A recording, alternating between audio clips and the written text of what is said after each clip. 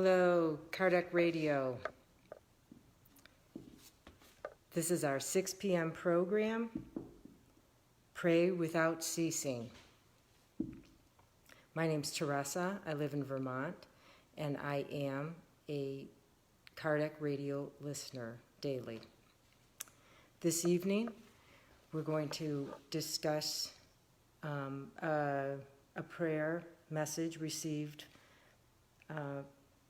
from the Spirit Emmanuel. Help will come.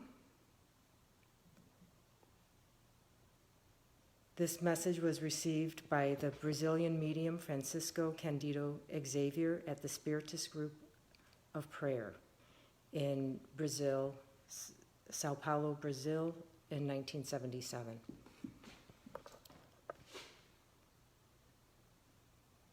Help will come. The problem which worries you may seem excessively bitter to your heart, so bitter that you may not even wish to talk about it readily. At times, the darkness inside is such that you get the impression you have lost your way. However, do not discourage. Accept the duty which life has assigned to you. Serve and pray. Prayer will renew your energies. Work will help you. God does not abandon us. Be silent and do not complain. Cheer up and wait, because heaven will come to your aid by means you ignore. God remains acting. Emmanuel. Hi, Carol Correa. Thank you for joining in. So as we hear this prayer by Emmanuel, well, it's a message, but I think it's a prayer of hope. He gives us the tools that we can use today to navigate through crisis. This message was received in 1977, but we see that it's of practical use today with the pandemic. So Emmanuel, in this message, he provides us with some tools for navigating crisis. He talks about acceptance, and we know this is not to deny or ignore or repress our reality. When we do that, if we deny, that's when we start to generate these feelings of being lost, uncertain, and it can open the door for anxiety.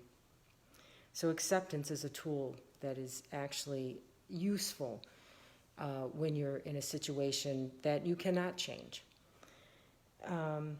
He talks about serving and work. And we know today we may be asking ourselves in the quarantine, how do we serve? How do we work? I can't leave my home. I can't go to my work. I can't even do volunteer work. I need to stay 6 feet from another person with social distancing. But I think we're being asked in this time to apply effort, that not to just give up and to fall into despair or discouragement. So we need to think, how can I be of use? How can I help somebody? Maybe I can call that elderly neighbor across the street who I know lives alone, or wave to my neighbor walking down the street. How can I be of help to somebody in the home with me?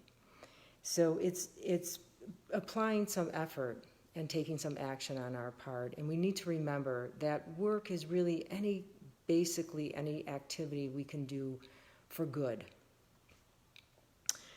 He also talks about silence. And when we think about silence, we think of that inward, of nourishing ourselves, energizing ourselves by going inward and not distracting ourselves with, the external senses, TV watching, whatever activities we can do to distract ourselves from how we're feeling. And we would like to think of silence of just that, putting a pause to our thinking, and especially when it's that obsessive type of thinking of worrying over and over, oh my gosh, what am I going to do, and to put a silence to that. Deepak Chopra talks about, finding that gap between our thoughts, of that being a place where the higher vibrations can come in and inspire us.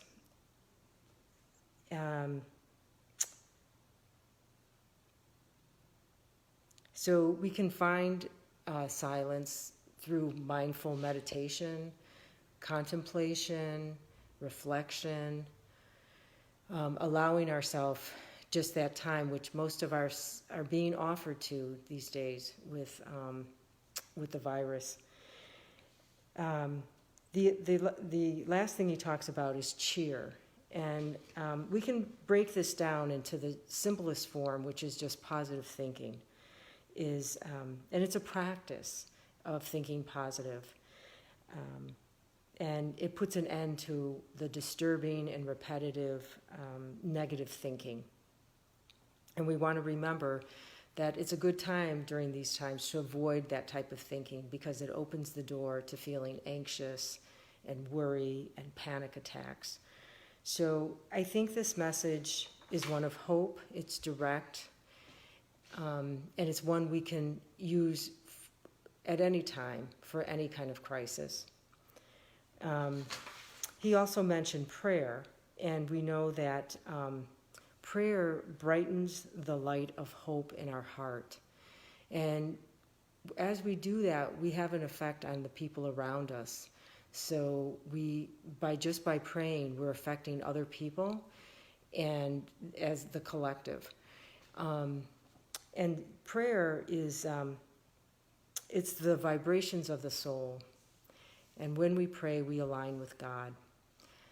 So that's another tool that we can use navigating crisis. So that's our prayer for today. And so we're going to close now with a closing prayer. But we do invite everyone to come back tomorrow when we resume our program of Pray Without Ceasing. So let us get comfortable now, and we're going to close our eyes if we can. And we're going to get in touch with become very mindful of our space in this moment, connecting with the surface that we're sitting, standing, lying on. We're going to feel the clothing against our skin. We're going to listen to the sounds in the room and hear the most distant sound. We're going to connect with any thought of color or form that we may encounter. And think of any taste that we may be experiencing. Really connecting with our senses to get grounded. And we come into this space of prayer, thanking the mentors and the whole Kardec team for providing this space that we can come together to share hope and encouragement, especially during these difficult times. We thank our individual homes, the spirits of our individual homes. We thank our guardian angel, as well as our guide and model, Jesus Christ. And Mother Mary for her role model of unconditional love.